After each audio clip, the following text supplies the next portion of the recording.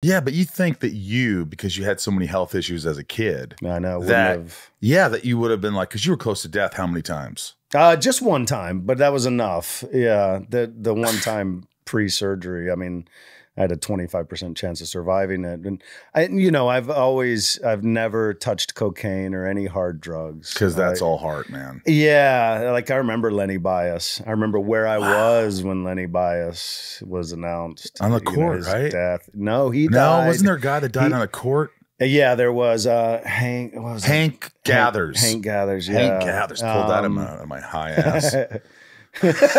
Still high from yesterday. Jesus. Right. But Len Bias. But Lenny Bias, who would dominate Michael Jordan. He was, in my mind at that time anyway, in college, playing for Maryland versus UNC, he would dominate Jordan. And he was drafted #1 and did coke for the first time, supposedly in his life, and died that instantly.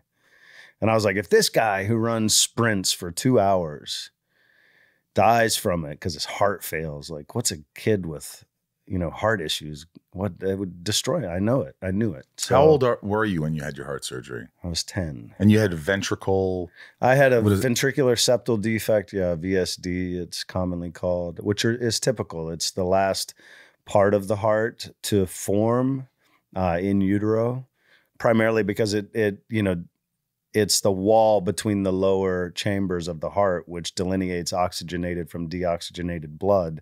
And in utero, there is no difference. You're in amniotic fluid. You're not breathing air. So it's one of the last things to form. And if you're premature, typically it doesn't. And even my daughter, who was premature, she had a small one that closed within a couple months. And were you scared shitless?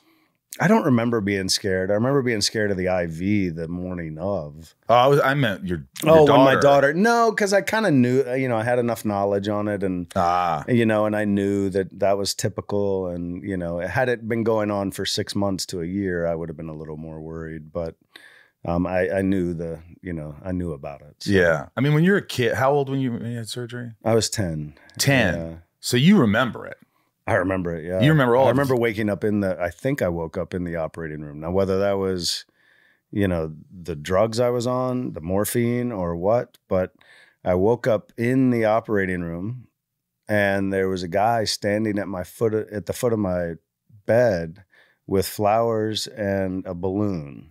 What? And he looked at me and he was like, "You passed with flying colors." Now, clearly that guy didn't exist. They don't allow that guy in the operating room. Yeah, they don't need some clown coming into your fucking surgery room. Yeah, hey, buddy. Hey, can I go in there? I just want to congratulate this kid who almost died. Jesus. So whether that's guardian angel or morphine dreams you saw whatever, I saw it, yeah. Vividly. Yeah. That's freaky. I thought, maybe they didn't tell you. Maybe you for a second died.